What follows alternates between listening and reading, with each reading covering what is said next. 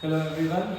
तो इस वीडियो में हम सिंपली डिस्कस करेंगे इम्पोर्टेंट टॉपिक्स केमिस्ट्री के। अच्छा, पहली बात हमारा फोकस रहेगा फर्स्ट पार्ट, एनसीईआरटी की फर्स्ट पार्ट पे। ठीक है, इसका मतलब इसमें हेलोजन, हेलोजन ये वाला चैप्टर जो अल्कोहल है ये सब नहीं होगा। हम सिर्फ फर्स्ट पार्ट पे करेंगे। फर्स्ट पार्ट में कौन कौन से चैप्टर है? सॉल्यूशन है, इलेक्ट्रो है, केमिकल है और डीएनए ब्लॉक है और कोऑर्डिनेशन है।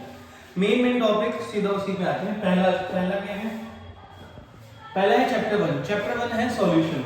अच्छा, सॉल्यूशन के जो टॉपिक है, पहला है Henry law, Raoult's law, colligative property, ब्रेंटो फैक्टर।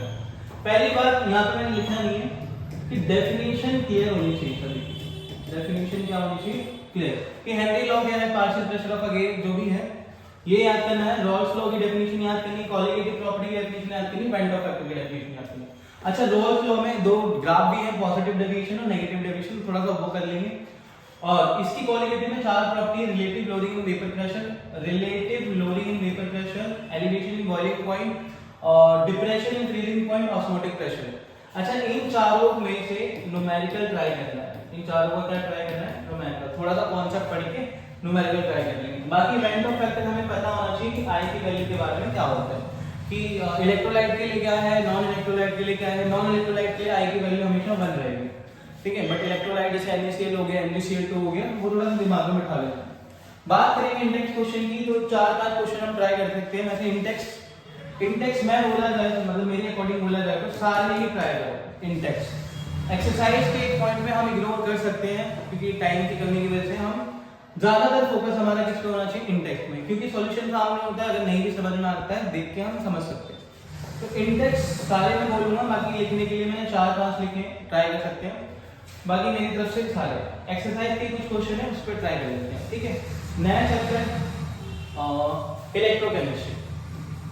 इलेक्ट्रोकेमिस्ट्री इंपॉर्टेंट चैप्टर है। इसमें से नर्स इक्वेशन जो कि मोस्ट है, इस पे न्यूमेरिकल बहुत ज्यादा ट्राई करना, मतलब बहुत ज्यादा ट्राई मतलब ट्राई ही करना न्यूमेरिकल। नर्स इक्वेशन पे कोलराज लॉ की डेफिनेशन आ जाती है। क्या आ जाती है? डेफिनेशन भी आ जाती है प्लस इसका न्यूमेरिकल आ जाता है, तो वो दोनों ट्राई कर लेना। फैराडे लॉ, तो फैराडे लॉ की डेफिनेशन वैसे चांसेस कम होते हैं, फिर भी ट्राई करना कि डेफिनेशन याद हो जाए, बट इसका न्यूमेरिकल ज्यादातर चांसेस है। और लास्ट में फ्यूल सेल कभी कभार हम इग्नोर कर देते हैं बट आ जाता है, तो वो भी ट्राई करना है। बाकी इंडेक्स के क्वेश्चन है ये और एक्सरसाइज के क्वेश्चन है ये। थोड़ा सा पैटर्न समझ में आ जाएगा। पैटर्न समझने आने के बाद क्या होगा कि अगर हम और क्वेश्चन ट्राई करेंगे तो हो जाएगा। प्लस इसमें मेन चीज क्या है? फैराडे लॉ पे क्वेश्चन आता है W=ZIT, ये वाला फॉर्मूला है, इस पे क्वेश्चन कर लेना ट्राई कि कितना मास डिपॉजिट होगा, कितना क्या होगा। और नर्स इक्वेशन वाला फॉर्मूला जो कि हमारा क्या है? E cell = E naught cell minus 0.059 upon में n log ये सब है ना, इसके क्वेश्चन। तो टॉपिक ये रहेगा, क्वेश्चन ये रहेंगे, ट्राई करेंगे। अगला है केमिकल काइनेटिक्स। केमिकल काइनेटिक्स में हमारा सबसे पहला जो टॉपिक है ऑर्डर ऑफ रिएक्शन, जिसे हम इग्नोर नहीं कर सकते। Order of reaction and its unit, कि फर्स्ट ऑर्डर का यूनिट क्या होता है, जीरो ऑर्डर का यूनिट क्या होता है। यूनिट दिमाग में बिठाने हैं, ऑर्डर ऑफ रिएक्शन के बारे में पढ़ना है, ठीक है। मॉलिक्यूलैरिटी ऑफ रिएक्शन, मॉलिक्यूलैरिटी क्या होती है? अच्छा, डिफरेंस भी पूछ लेता है कि ऑर्डर और मॉलिक्यूलैरिटी में डिफरेंस क्या है। अच्छा, इस पे न्यूमेरिकल ट्राई करना ज्यादातर हो सकते हैं, इस पे ट्राई करना और आर्गेनियस इक्वेशन पे एक बार क्वेश्चन ट्राई कर लेना। इन तीनों पे न्यूमेरिकल ट्राई करने हैं, इन तीनों का डेफिनेशन और यूनिट वगैरह पता होनी चाहिए। बाकी बात करें इंडेक्स क्वेश्चन की, इंडेक्स ये है, एक्सरसाइज ये है, ठीक है। और अगला क्या आता है कि क्वेश्चन में एक पैटर्न ये भी बनता है कि XYZ कोई रिएक्शन दे रखी है, कोई रिएक्शन है, इस रिएक्शन का ऑर्डर निकालो, इसका यूनिट निकालो कि फर्स्ट ऑर्डर है, सेकंड जीरो है, जो भी है, ऑर्डर निकालो, यूनिट निकालो, मॉलिक्यूलैरिटी निकालो, इसका रेट कांस्टेंट लिखो। ये सारी चीजें हमें थोड़ा सा दिमाग में बिठानी है कि रेट कांस्टेंट क्या है, ये सब क्या है, ठीक है। नेक्स्ट हम आगे बढ़े तो हमारा है डी और एफ ब्लॉक एलिमेंट। डी और एफ ब्लॉक एलिमेंट, इसमें हमने मेन टॉपिक ज्यादा लिखे नहीं है, बस 2-3 टॉपिक है। लेंथेनॉइड कॉन्ट्रैक्शन इग्नोर नहीं करना है। Lanthanoid contraction, oxidation state, properties of KMnO4 K2Cr2 अच्छा, जिंक, कैडमियम, मरकरी, ये एक्सेप्शन होता है, इसलिए इससे ज्यादा क्वेश्चन पूछते हैं। ट्रांजिशन एलिमेंट की प्रॉपर्टीज के बारे में पढ़ना है, वैसे तो ज्यादातर किसके बारे में पढ़ना है? प्रॉपर्टीज के बारे में पढ़ना है, बट थोड़ा बहुत कलर का भी पढ़ लेना कि कलर क्यों शो करते हैं, कलर क्यों नहीं शो करते।